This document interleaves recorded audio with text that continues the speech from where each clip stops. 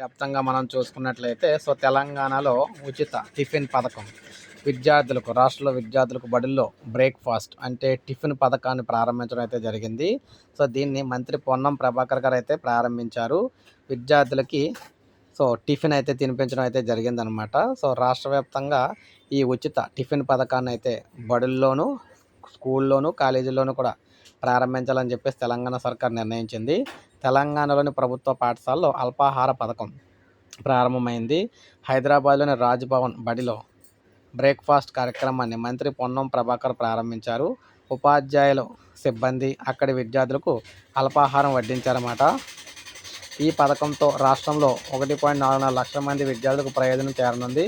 మరోవైపు పాఠశాల ప్రారంభమైన తొలి రోజే పాఠశాలలో పుస్తకాలు, నోట్బుక్స్ పంపిణీకి ప్రభుత్వం ఏర్పాట్లు అయితే చేసిందనమాట. మొత్తం మీద ఇప్పుడు ప్రజెంట్ అయితే హైదరాబాద్ చుట్టుపక్కల అయితే పెడుతున్నారు. తర్వాత రాష్ట్ర వ్యాప్తంగా ఈ ఉచిత బ్రేక్ఫాస్ట్ పథకాన్ని విద్యార్థులకు అందించబోతున్నారనమాట. ఇది మనకు తాజా సమాచారం. లైక్ చేయండి, సబ్స్క్రైబ్ చేసుకోండి, మన ఛానల్ సబ్స్క్రైబ్ చేసుకొని ఫాలో